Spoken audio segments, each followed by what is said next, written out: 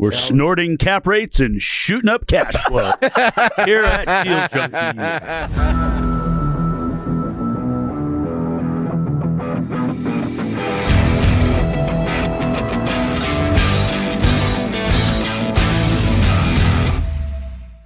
Welcome back to Deal Junkies.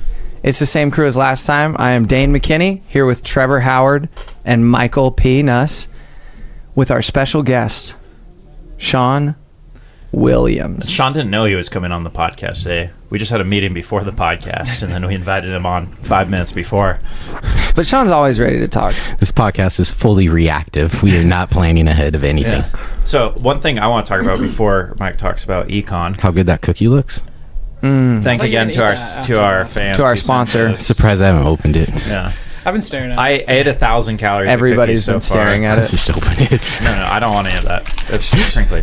But I wanted to talk about, because your girlfriend is looking to get hired for a marketing job with Gabe, or one of his companies, and you said she got hyped up by Gabe, and he has this effect on lots of people.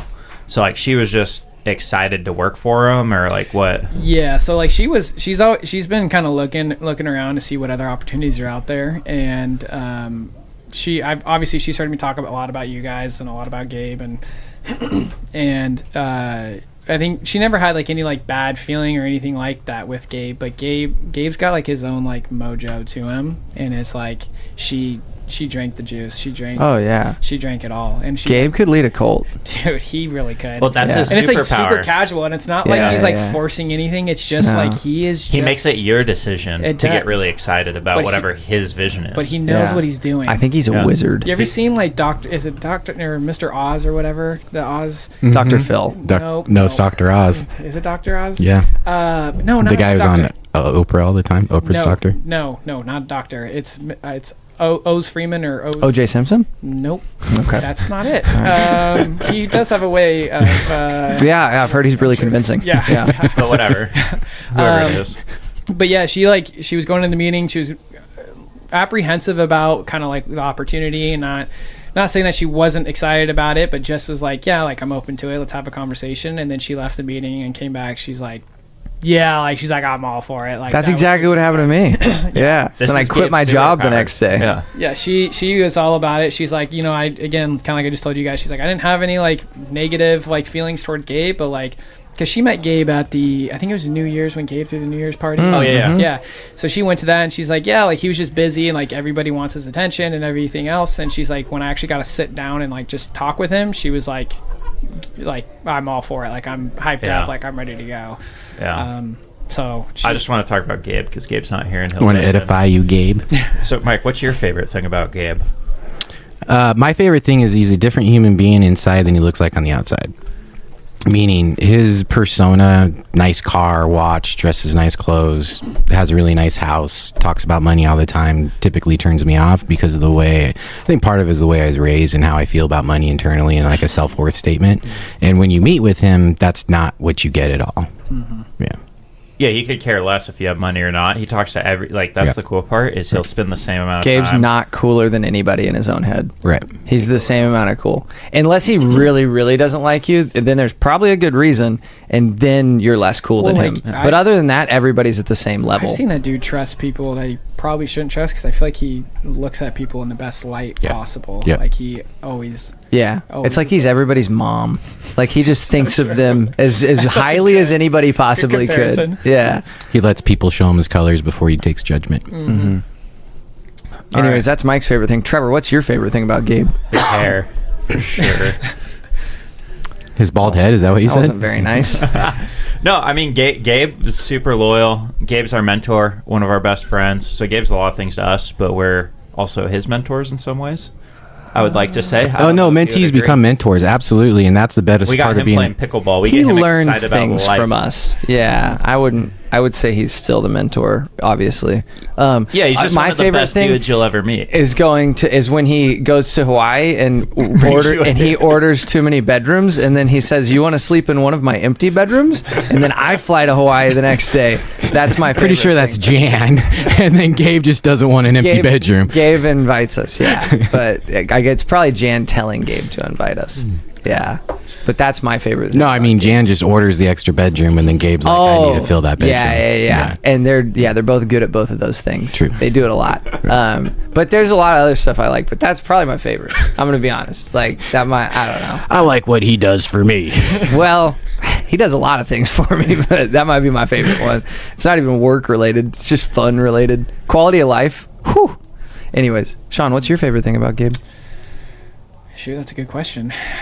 I'm gonna have to piggyback off of kind of what Mike said, just like how he views people. Like he just like doesn't look at you like you're less than him, and even though he's worth $10,000 more than I am, he looks at me as 10,000 or 10,000 times. It's a lot more than $10,000. I'm not worth that. But it's not but 10,000 times. But he, long story short, like he doesn't care who you. It's more of like your morals, and I feel like that kind of lines up with myself. Like your intent. Like what is your intent? Like he wants us all to be successful. Like what is his rule with his agents? Like everyone needs to own real estate. Like he wants everyone to be successful, and I feel like that like is to his core.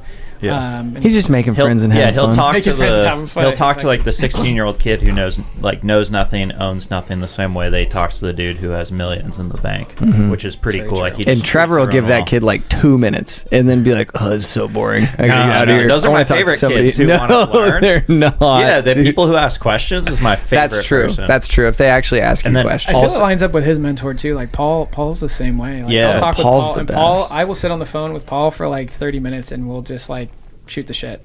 Yeah, Like, Paul's Paul's in fun. to Also, talk to. Gabe is one of the wisest persons, and I was asking him like how he. Why is this person? Am I the only one who caught that? Like, that's why I wouldn't. Okay, all right. Why I kind can't of heard you giggle a little that bit. doesn't work? Nope. But that's fine. Keep going. He's we know a what very you mean. wise person. One of the wisest persons, I would say. Keep going. I'm still not. Even my poor English skills know that was wrong. Yeah, Gabe keeps getting mad because I keep saying we've bought, and he says Yeah, boughten is dude. not a word. Yeah, no. Don't let me put on the persona. I'm no better. Kendall corrects me. Yeah, who every cares, day. dude? You know what I meant. That's why I said but keep going. He $10,000 more. Yeah. Yeah, just own it. Just own No, it. but like the wisdom that he has is insane. And part of the reason he talks about it is like, how do you get to this point? He's like, because I've made the worst decisions out of anyone that like any of you guys have made. So he goes through that to learn the lessons and get there. There's a parable in that. Tell us. There's a parable in that. There's a parable for everything. But Just anyway, the one who loses the most understands the value of it, Yeah. and then is the best at making the most after the fact. Yeah. So shout out Gabe because he'll listen to this. Pretty cool guy. He's probably everyone's favorite person that listens to this podcast. Gabe's my favorite person. Yeah, he's also mine. Other than my brother. Sorry, Gabe. Yeah, my brother's actually my favorite person, but I talk to Gabe way more because my brother's not a good phone guy. Anyways, So Mike, you want to talk econ? I You always want to talk And you econ. like talking about rates and all that shit. He's and gonna be way over my head. we so I'll have try Sean and here keep who up as much knows as I about can. rates and what the banks give us. I So want to let's- know, can you show me? how many times do you pull up the 10-year yield in a single day? 0.1. I bet one every 10 days. I probably do it about once every other day, maybe. Okay. That's it's- friend-worthy. That's friend-worthy. Yeah, like I pull it up probably once every other day because, again, hopefully we continue the volume that we're doing. Once that continues, I'll probably be pulling it up every single day. But it's, we're doing DSCR deals where it's like private lending where those rates aren't, yes, they're affected by the 10-year, they're affected by things like that, but they don't move like your normal, conventional banks like those guys move. So like that space is affected by the 10-year, absolutely, but it's not as fluid as some of those other banks. So like, do we check it? Yes, because there's times like today we got a new deal that came in around like I think it's like that's going to be a deal that we do with like a bank where it's going to be affected by the 10-year. So I'll probably go back and check the 10-year later today and see where we're at. Oh, it's 4.08. You don't need to check it. Do you know what index I looked at the most recently? FHLB. Damn it. How did you know that? Because I know you better than you know yourself. Oh. Is that the index your loans are tied to? Did you know that I used to ask you what rates were today? Because I was just like trying to see if you actually knew every day, not because. So and that's now? I get asked that question literally every day. Like, No. I literally have a text right now, and I could show you It was guys. a total lender answer. He would always be, well, it kind of just depends on what your I mean, I literally have a text right now saying, "What are the rates moving yet?" And I got a text yesterday, 2 texts yesterday on the same thing. Tell these people, don't worry about it, dude. Just adjust your deal to my rate. Okay, this is so good for the audience because you have 3 young kids that really haven't gotten to experience life. You guys have experienced life. I'm not saying you haven't. Oh, you're talking about us? Yes, you guys. Wow. Huh. And the reason being is those are the conversations that I had until I went bankrupt, before I had bankrupt. And the reason that I look at the 10-year and the reason that I care about macroeconomics now is because all that filters into it, right? So you're looking at what affects you and what you're trying to do day to day. And if you can change your eyes and see what's happening at a macro level, you can understand what's going to be changing in your world day to day just by seeing what's happening in the macro world. You mean in the future? What do you think? Good luck, dude. Wait, what do you think we're doing? Tell me when I've been wrong in the past 3 years about what's going to happen from a rate standpoint. My dad said that from all an the time. economic standpoint. My dad always said when I was growing up, he said, I was wrong one time, but it was so long ago I can't remember it. But if you pay attention from the macro... When we look at your presentations you've given, we can pull up all the times you were wrong because you made a lot of bets in those presentations. No, Mike's been right on all those. Has he? Yeah. I thought the last meetup we went No, to... wait, you missed one. Trevor and Gabe, you called yourself out on... You did. Oh, I call myself out when I make mistakes, but that's going to be more like, and this is why I don't make predictions. You talk about trends and you talk about models, and this is how the model can change. You love making predictions. Only because you guys force me to, like, the audience wants predictions at the end of the day. It's So fun. It's fun. yeah, absolutely. So Yeah. there's definitely predictions that I make because I have a gun to my head that have not come true. Yeah. But the way I look at it is you want to understand where the trend's going. So, for example, since March, I've been saying jobs revisions, jobs revisions, jobs revisions. We had that in August. And since August, I've been saying rates are coming down. Everyone's been telling me no. Now that rates have come down and now that we're under the 4.18 and the 10 years at the 4.08, I have a scheduled social media post that's going to come out today. Put the fucking brakes on. Okay? And I've also been the person that said, because you see the meme going out that mortgage rates go up when the Fed cuts, which is a very disingenuous graph. We'll talk to Jay Scott when he gets on because he's put that graph out. But you have to look at the trend and you have to look at a period over time. And so, for example, that graph, correct, when the Fed did their cut last year, the 10-year yield went up, mortgage rates went up. And if you look at August to when they cut in September and then to November afterwards, all you see is rates go up. But if you look at May, you can see rates come down, and then the cut happened and rates go up. But even if you look after that, rates came down, and so it's that trend. But I just have Sean. What are you guys talking about? That's what we were talking about at breakfast. Yeah. I was trying to tell you about... So they were having an argument. So Meeting Jay Scott. no, Sean and Dane were having an argument at breakfast, and then Dane is telling us, do not lock rates until September 17th because rates are coming down September 17th. And then Sean says rates are already priced for where they're going. Yeah, wait, I think only 25 is priced in. And then you also said 2 weeks later, private money will drop to reflect that. I think only 25 is priced in, not 50. And you agreed that private will price it in after the actual drop. Private will price because it in it's private, not... Once you see a big change, private will start to kind of see where the market is going, and then they'll drop. Yeah. But you were saying that rates in general are going to drop. I do think rates in general will drop. Okay, but what I was saying... Because I think we only have a 25 basis point drop priced in right now. Yeah. Because 80% of the market thinks that it's 25, and I think it's going to be 50. Okay, that's part of a the different 20%. story, And the 26K non-payroll farms report jobs this today probably Would will bake that align in. with that. Yeah. You asked me how often I pay attention to the 10-year. Like, it's not necessary. I can just check my Facebook and see what Mike posts. And Word. I know exactly what's going on. My man, we are going to be friends. We're going to lunch after this. I mean, I think you just go get really long-term fixed rate debt, and if your deal works today on it, then awesome. Absolutely. That's and then I think great. you're just problem, wasting too much mind space with all this nonsense that you can't predict. 100% agree. Like, I feel like people like try and focus on, like, again, I get texts every day on it, and again, if rates are going down, I promise, like, I will get you into the cheapest rate as I possibly can. Like, my man, that's the goal, right? I mean, that's what I have a job for. But like, when people like are hyper focused on that, if I can save 20 bips, if I can save 30 bips, yeah, if your deal works at that 6.3 but not at 6.5, it's probably not the deal for you. Yeah. But you're still missing what I'm trying to say, which is lock in the best rate you can for the long time period and just be smart with the debt in the context of the day that you're getting the debt. But if you're running an organization When you have staff, it is make your bets, sure. job to make sure that you know what's coming ahead. But you don't know is my point. Like, you can never for certain know. Like, there's so many things happening that you're not thinking of. You can think you know, but you will never know. You can know better than the average person. Can Maybe, but you could be wrong still. Like, There's so many signals in all this stuff. We knew from the symposium, Jackson Hole Symposium, August 2023. you should just trade bonds then. Right? I just No. don't want to have this conversation with Trevor at this point.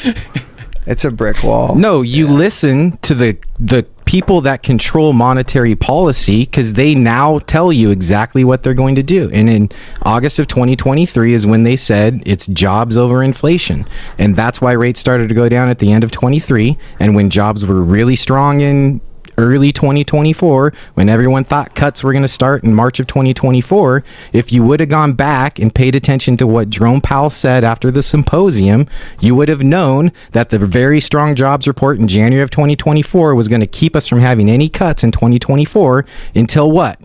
Till the huge jobs revision in August of 2024. So they tell you the exact plan, and so you can now plan accordingly for it. Every time we've tried to and we've waited for rate locks and whatnot, we've missed it. Because again, you're focused on mortgage rates. I'm focused on the trend of the economy. That's all that I care. Any given day, your mortgage rate, what you get on the street, is going to change.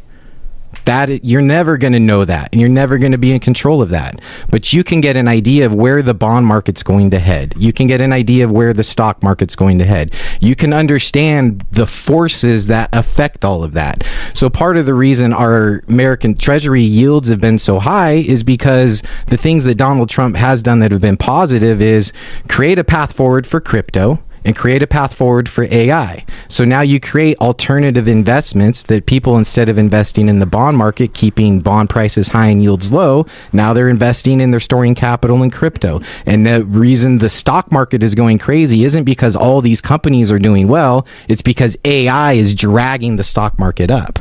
And so if you understand from a macro standpoint what's happening in policy, fiscally from the government, what's happening in policy monetary wise from the central bank, you can see how the trends are going. And then when those trends change based on the day-to-day data or the week-to-week or month-to-month data, now you can say, okay, the model is changing because the trend is changing. And so what you're doing is you're getting 6 to 9 months out ahead, and you're looking 6 to 9 months out ahead. That's why I look at the 10-year, and that's why I look at macro. It's my job to see 6 to 9 months ahead. It's not my job to get the best rate today. How many economists tell you like macro doesn't matter and it's all in the micro? Isn't that a Fuck no. And if any economist is telling you that, I sure as hell wouldn't just listen to that. So Trevor, Yeah, I love it when Trevor makes that face because I'm pretty sure. he's like, I You guys actually are all don't. wrong. The other part is how much of economics is books that were written pre-1970. I have no idea, dude. It's all Significant. When you talk about the groups of people that can, like, I don't even care about these groups because I don't want to get, but the Keynesians and the Austrians and all that, those were theories, and It's all theory. but that was all created prior to what? Getting taken off the gold standard, prior to the private bond markets, prior to the monetization of debt at the government level, the private equity level, prior to technology. And so old economics do not affect, or those processes or those beliefs are considerably different than what is actually taking place now. We've printed 40% of our debt since COVID. So are you saying you determine your rate locks with this information? What do you Absolutely do with this? no. As a business owner, I path need of to the understand what's happening ahead of the time. And yeah, what do you do with this information though? What decisions? Give me an example of What to buy, what not to buy. Should I lower my price? Should I not lower my price? So a very good example is the properties that I'm selling now, I did no price reductions on. I knew I was overpriced. But why the hell would I lower my price when there are no buyers in the market? That's stupid. That's just putting blood on the water to no one that's going to go after that blood. I would rather keep my price high, and so that way I have negotiation room when that random buyer does come. And so that way I can have a higher contract price when it comes to repair negotiation, because I know what's going on in the market. I know no buyers are offering full price, and I know that all buyers are going to try and retrade, because that is the market conditions that we're in. And so if I know those are the market conditions, I can act accordingly as a property seller. If I know those are the market conditions as a buyer, I know the leverage that I have over my seller. And so my job for my team is to make sure we don't really sell shit at a discount, because that puts us at risk. Make sure that we get really good buys because we know the leverage that we have. Make sure that we're buying now good in context if we're going to plan on selling in the 6 to 9 months. Make sure we stop doing build for sell projects and focus on clearing our pipeline so that we can then fill it with build for rent projects. That comes from macroeconomics. That has nothing to do with the day-to-day mortgage rates. I don't think you can predict it well enough. So you're Like- gonna so No, macroeconomics is what you can predict. It's the micro stuff that you cannot. So at what point though do you cut your wound, right? Like you're saying that you'll Yeah. sit there on the market for X amount of days. Like what if you're 200 days on market, you're sitting there and rates, what if rates don't drop, right? I mean, that's what you're kind of waiting on and hoping rates drop so people start to push into the market further, right? And Yep. then what if that doesn't happen and you're just sitting there and you're paying 10%? I assume you're That doesn't happen because I can predict forward what's happening from a macroeconomic So I'd be standpoint. curious to see how this conversation goes in You've lost money on 8 to deals, 12 right? weeks. So you predicted wrong in those deals, or what? No, that's very rarely. So, for example, the house I'm selling right now that I'm in escrow for at 540, when I ran numbers, 525 to 550 is what we expected to sell it for. What things get different is when we the land division portion took a little bit longer because it was a little bit more complicated. We were overextended from a project management standpoint, and so the construction took longer. We put way too many projects in one contractor's basket. So last year, what was I trying to do? I was trying to buy quick little flips in the fall, so that way I could bring them to the market in the spring. And we did. We had an excellent window. Up until the tariffs, we had an excellent window from February into April. Did you see tariffs come in? The problem was everyone saw tariffs coming. No one saw it coming the way it came. But my problem was we overloaded a contractor and we didn't get stuff on the market until April for a couple projects. Like, that's my point. Like, But the other part of understanding that is like one of the duplexes that we sold all day long, it was worth $925. We priced it at $875 because we understood that's a harder market to find. We're not going to get the true value for it. And what that allowed us to do was get competing offers in the first weekend, get into escrow with a buyer who really, really wanted it. And then when they came back with their repair addendum, we said no, because we know our value proposition. And so you have to know your proposition relative to others in those small little contexts of vacuums. But it's macroeconomics that help me understand that. And so for this house that I'm selling now, I'm in escrow at 540. I plan on selling it between 525 and 550. I wanted it to be on the market in April. We didn't get on the market. We only got to the market in June. There were no buyers in June. And I knew there were no buyers in June. So we priced it at 550 to keep it at 550. And the only time I was going to drop that is if we didn't get the jobs revisions in August. And I knew we would get the jobs revisions in August. Why would I know? Because you can see the trend of the jobs reports over the past 2 years. And so it's the macroeconomics that lead my day-to-day decisions. All you got to do, Trevor, is save yourself some time and just follow Mike on Facebook. nah, You'll dude. know everything coming up, and you don't have It's to just do all of the information yourself. that I can't do anything with. I don't know what I do with this. Dane, tell me. Explain to me. He's not a Explain to me. trader of real estate like I'm a trader of real It estate. doesn't matter to us. And so again, yeah, you need to know your intrinsic and your extrinsic. I I'm mean, completely different from you. It would help from like projects that we intend to refinance and raise capital on, and we have to be able to predict what we think cap rates and interest rates will be. Yeah. That stuff we run matters. a spread, sure. Yeah. Who really should know it are real estate agents, because timing the market has never been more important than it has the past 3 years. Yeah. And Very- having a very strategy volatile. of how you approach the market, given what's happened at the macro, because that's going to affect the micro. He's not an agent anymore. So he's good. Trevor, you don't even need to think about any of this. Don't even worry about it. Good. Yeah. Sean, why? So just I stop think fighting that- me on it because you want to. I'll stop. No, I just don't know what you do with this information. I'm trying He to. just- I just explained fucking it. told you, Yeah, did I and not? then- And then my conclusion from what you told me is that means nothing to me, and I don't do anything with this information. Okay, Yeah, are but we you doing this can't- podcast for you or for an you audience? can't argue me. that like it doesn't matter to him. Or That's the- other people? Yeah, The people like, that it listen to our matters to him. podcast. Dane, explain this in a way that makes sense to me. It's exactly what he just said. I'm not. I just gave you 4 very concrete reasons on why macroeconomics have changed the decision process in my business. I just think you're guessing, and you've been right. Okay, some of the no, time, but the argument is not okay. It's a Roger Federer example, right? Do you know how many points Roger Federer won across his career on average? No. How many idea. points? No okay, idea. 56% of the points that he played. Okay. Yeah. So you're slightly He's the most. right. So the point isn't that he's right 100% of the time. you're slightly. The point is that if he's right 70% of the time, he makes more money over his career.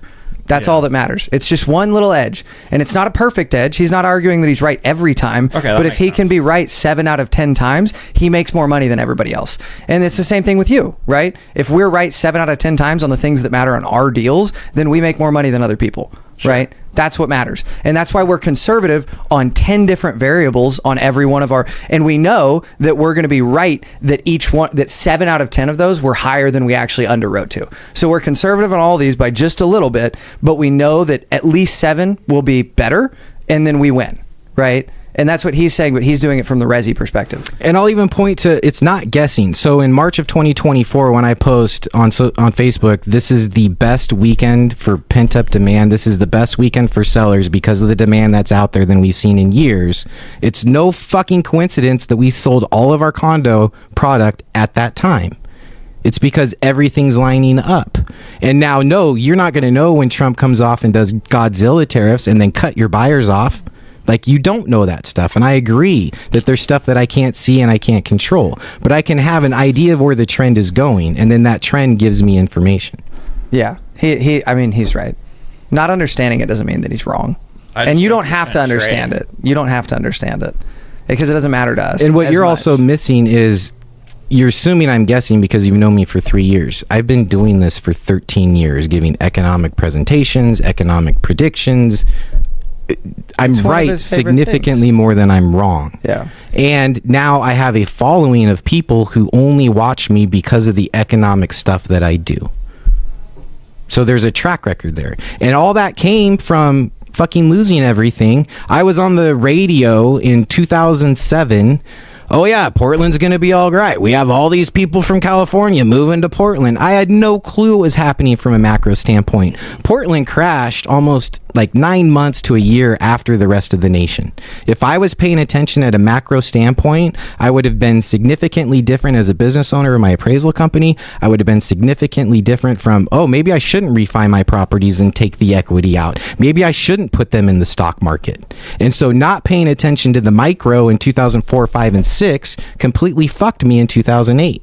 And so from learning from that example, and that's why I say you're young and you don't have the experience. You have a crap ton of experience, significantly more experience. You're like the top 1 level of experience for people your age. You haven't actually lived through a great recession. You're going through a real estate recession right now, but it's significantly different than 2008.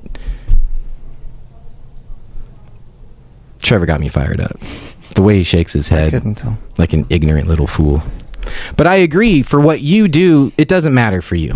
Your job is to... are so much longer. Yeah, Trevor needs to be looking at, this is a deal, I need to look at the vacuum, I need to get the... I know where rates are at today, so then I can underwrite this deal, so I can make this deal good in its vacuum, and then I get as long a term debt, as fixed debt as I can, so that way I have less risk to the market. That is completely different than trying to lead a company that depends more in the short term than you are in the long term. Yeah, our deals just have way longer windows. Yeah. Like on the deal we're doing in Seaside, we underwrote to 30 months to sell it because it was like, well, if at some point during that year it's a good time it works to sell it, then that's what we'll sell it at. Mm-hmm. And I don't know if it's going to be 18 months in or 30 months in, but I'm going to give myself 30 months. And then it'll work out somewhere in there, hopefully, right? But we don't have we don't have hard money debt that we're like trying to offload 2 months in. Like, it's all built into the interest reserve. Like, we're good. And then the other way to look at it from a macro standpoint is, so like my friend John Brooks, who's going to be on our podcast, he commented on my thread, the post today. He's like, they're at 6.5. They aren't even at 6. And even if rates did get down to 6, buyers aren't coming to the market. My response to him was, yeah, because you're in Florida and you have a completely different national market or small market segment compared to us. If rates get to 6%, Oregon buyers go crazy. Oh yeah. Because we have different demographics. And so you understand how demographics then play into future considerations. This bores Trevor's gourd. I like your new hairstyle where you let the hair pop out in front of your hat. You know what I mean? It's kind of that emo high school look. Yeah, it's nice. So are you concerned about rates going back up?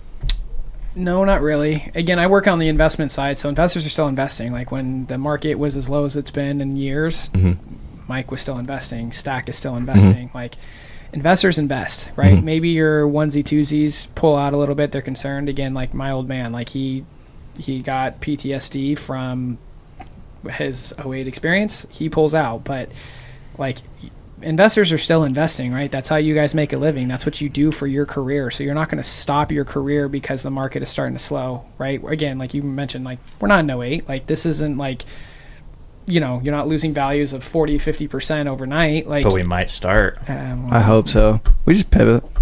But again, you guys still have perm debt on it, so it doesn't affect you as much, right? So it doesn't really concern me as much. Side. Like again, like I think investors are going to continue to invest unless something absolutely dramatically happens, and even at that, like your top 10% of guys are gonna keep rolling, and they're gonna soak up all of the deals when the market really turns. Now, so that's a micro view of it, right? And so when I look at macroeconomics and I understand the Fed and I understand what their mandate is, more importantly, I understand the framework that they use to make their decisions off of, I'm very concerned about rates going back up because they have no choice but to cut right now. And they are going to cut, and we've seen rates go down before they cut. And when they do cut, rates may go back up, or maybe they do a 50 bips instead of a 25 and then rates go down. But once they make that cut, guess what? Now we're affecting the other side of their mandate, which is the inflation side of the mandate. And what have we been saying about their cut isn't about where rates are going to be at. Their cut is about all the money behind this artificial wall that the Fed has created by keeping rates high. I feel like that also depends on how much you're cutting, right? Or how much you're raising Correct. rates, right? If you're going to raise rates 25 basis points, okay, even maybe 50 basis points, I don't think it'll have that dramatic of an effect. Now, if rates go from like they did from 3% up to 6% and 6% up to 8%, 9%, different story. Like I agree with you 100%. But I think if they go up a bit, I still think it keeps the market like tamed, and everyone's excited about rates coming down, and I'm in the same ballpark as you. Is like I actually hope rates don't come down that much, because I think if that happens, it's going to flood, and then if that floods, inflation is going to skyrocket, and then we're going to be right back doing the same thing we've been doing the last 3 years. I hope inflation's going. And I was much more concerned about rates coming down in March of 24 than rate from a real estate appreciation standpoint. Like I'm at a point where I don't want the values of my residential real estate to go up. Yeah. Like that is completely contradictory to what I actually want as a human being in my end. But if real estate prices go too high, we're back in the same problem. But the nice thing about now in 2025, the March of 2024, we've built up more inventory. Yeah. Buyers have the competition won't flip flop overnight. Instead of going from a buyer's market to a seller's market, we're going to go to more of an equilibrium where now the individual transactions and negotiations get to actually take place. Well, do you think rates will actually go up when we get appointed new head of the Fed? Like I think in the next year and a half, it wouldn't surprise me at all if we had a rate increase. I can't imagine that Trump appoints somebody in there that's not going to listen to him. The moment that rates drop, it's still inflation right now. We still have inflation right now, way more than we want. Nobody's admitting it, but we still have it. In the moment that rates drop, and everybody's just starts buying like crazy again, because we're so close. Like we're so close right now. That capital behind that because we're already. Wall. I mean, even right now, Trevor, how many we've got? We've got like 70. We've got a lot of deals we're working on. There's a lot going on, and it's like that's just gonna get easier if rates drop. And everybody's going to be in the same boat. Everybody's going to be frothing. Everybody already is frothing at the mouth. But I feel like you're talking about commercial right now versus residential, and I feel like we're more on the concern. I feel like with residential more than with commercial. For what to happen?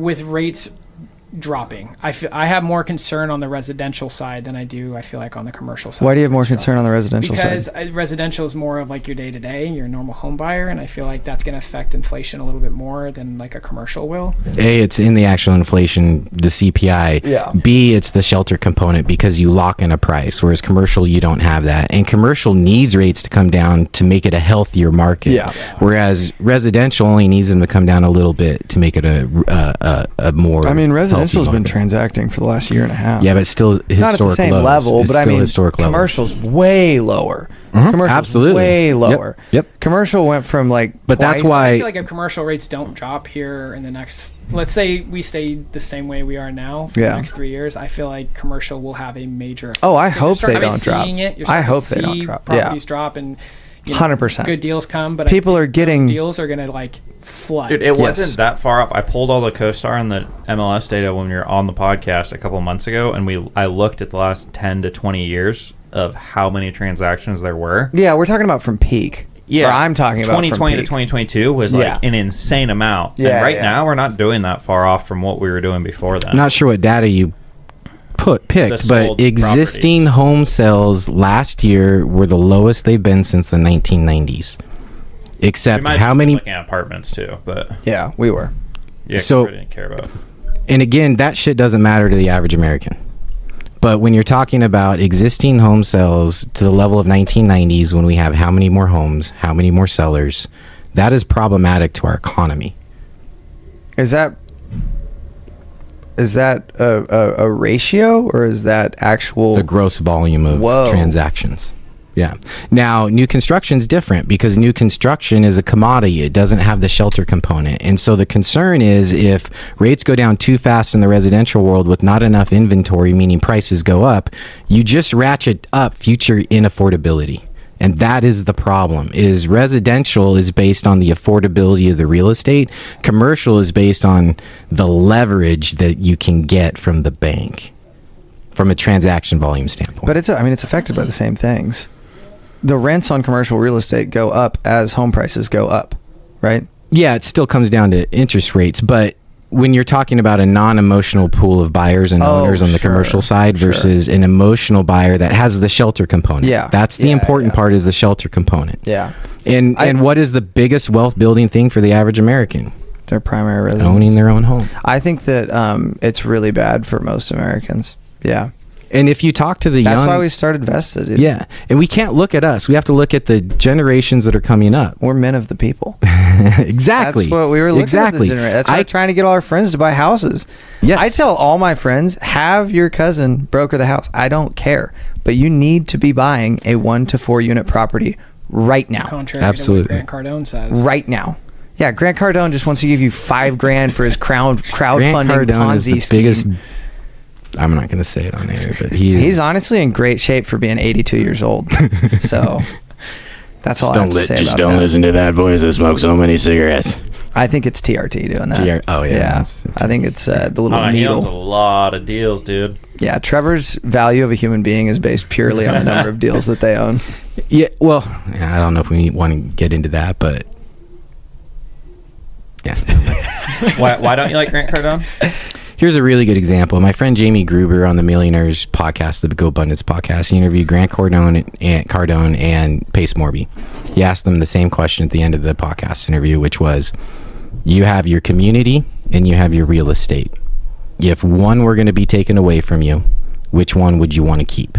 Your community gives you everything you got. Exactly. What was Grant Cardone's answer? Ain't nobody taking my fucking real estate. Because he's a fucking douchebag. What was Pace Morby's answer? His community. Everything comes from my community. Yeah. You can have all the real estate I own. Do not take my community away. And that's the difference from people. Like, that's how you judge character. That's how you, right? Like, I don't know Pace. I know a lot of people that are good friends with Pace. The feedback I get, even though I'm not a fan of pitching sub 2 as this is the tool that you're going to use, it's a tool. But to create a community around that tool, I disagree with. But I see who Pace is, and I see the things that he says, and I see how he justifies using that tool, and I see how he understands the downsides of that tool. So I can look at Pace as a completely different human being than what I see Grant Cardone for, is because they give you all the signs. And so that's looking, again, macro versus micro. But you don't really know him either. What? Grant Cardone. You don't need to know the guy. You can just follow. The dude on April Fool's Day said he's going bankrupt. How are you as an LP when you've invested in his deal, a deal that he already skimmed all the equity out of because he bought it and then wholesaled it to his fund? True. So there is no equity in it. So you have a low return, and you're an LP and you invested it, and then he's like, I'm going bankrupt on April Fool's Day. That is complete bullshit, and that's how you lose your community. Pace doesn't do things like that because he's a much better quality human being. Not from a human being perspective, but Trevor reminds me a lot of Grant on the social media. Grant? He's big on the videos. Like when you guys were out in Greece or whatever. Well, he's just watching all the other people who are doing it real good on social media and just imitating No, I'm not that. even watching them. I'm just having our marketing person tell me what to do. I was trying to get him to get in the water like Grant was. I sent him a video of Grant like in like blue water of like talking about trying to raise money for his deals. So foul. So the micro absolutely matters, but if you see and understand the macro, that tells you what's going to happen in the micro. And no one can predict the micro, but you can see trends at the macro. Trevor can predict the micro. I don't know. The only Econ people that I talked to, they were not fans of macroeconomics, and they were like, it was all about micro. And who are you saying these people are? They just manage the money for the state of Montana. And they didn't care about macroeconomics. Yeah, they were opposite of you. They were all about micro. I think that is a very poor way to be a money manager. And when I golf with the guy, I don't know, dude. I golf with the guy who used to manage Oregon PERS. He has a completely different take than the guy who managed Montana. All I know is all you Econ guys all have different viewpoints from each other. Yeah, because it's an opinion based on data that all you're trying to do is see trends. No one's ever going to be consistently right. I hope we never talk about Econ again because this is the Deal Junkies podcast. I want to talk about deals. Trevor, macroeconomics affect your microeconomics on every single deal that you buy, and I guarantee you at least 50%. I'll put this out there: 70% of our audience appreciates the fact that we talk about economics. We should take a poll. We should take a poll. And if it's less than 70, we don't. I need direct messages from the audiences out there. Tell me I'm right. I know I'm right. Tell me I'm wrong if I'm wrong. But and then if it's less than 70, DM Trevor. Who gets more DMs, me or Trevor? Trevor. I don't know. If Trevor's right, DM Trevor that he's right. We'll put it on the podcast page, and if it's less than 70%, we won't talk about Econ for 2 months. All right. For 2 months. All right. 2 weeks. Fair. 2 weeks. That's all right. That's already where we're at. 1 month. All right. Let's meet in the middle. 2 months. I'm a good negotiator. All right, that's all that you guys have to listen to of that. We will talk about economics maybe next week, maybe 3 months from now. Is that what we're going to... please tune in. We're going to talk about economics next time when Jay gets on. Oh, that's fair. Jay. That's a good point. Yeah, but Jay knows more than all of us. But let's get back to our guest here today. Shawn? Where are you going in your future? What do you mean? Like, what's your vision? He's got to go right now because he's got to go get us that loan. Yeah, he's building $1 billion company. God, this guy's so selfish. It's really amazing I can sit next to such a selfish human being and still like them at the end of the day. Dude, I'm so selfless. I bring you along on this podcast with me. I set it all up for you, let you come here. That's very nice of me. I told you from day one I was going to ride your coattails on the operation side. Yeah, I don't... that's a good question. So, where are we headed? I think right now, I'm solely just focused on Open Door. Mm-hmm.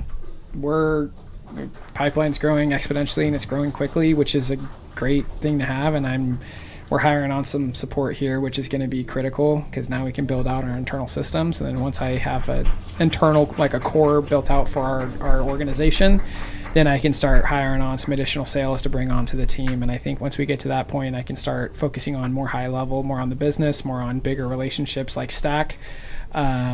and then focus my attention towards like bigger, higher end stuff. So I don't want to run a 200 person company. That's not the goal. I would rather have more in-depth relationships with the people I'm working with. So I think, 10 years down the road, if we had 15 people, I'd be jazzed. Like I don't want to hire on 40 salesmen and have them do 10 million a year. Like you don't want to roll up to private equity. Nope. Not interested. So I think, like, again, if we had a good core group, like, where I want to create an environment that's fun, right? Like I told you about my first company I worked at, like, great organization, great people to work with, great, like, everyone loved coming to work every day, and that's the environment I want to try and build. So now working from home versus coming into the office, we'll try and figure that out one day. But I want to create an environment where everybody enjoys what they're doing. They love coming to work. There's always pressure in lending, right? Like you have deadlines, a lot of it's trying to work quick. Like we're working on an LOI that's taken us, I don't even want to say on the air how long it's taken us, but Trevor says it's your fault. No, we didn't have accurate So P&Ls. Trevor, why did you let a non-deal junkie get on this podcast? I'm hearing a guy who's not going to underwrite any of their own deals in the next future. No, I want to still do my lending. Sean's buying a fourplex, dude. I want to be doing deals for.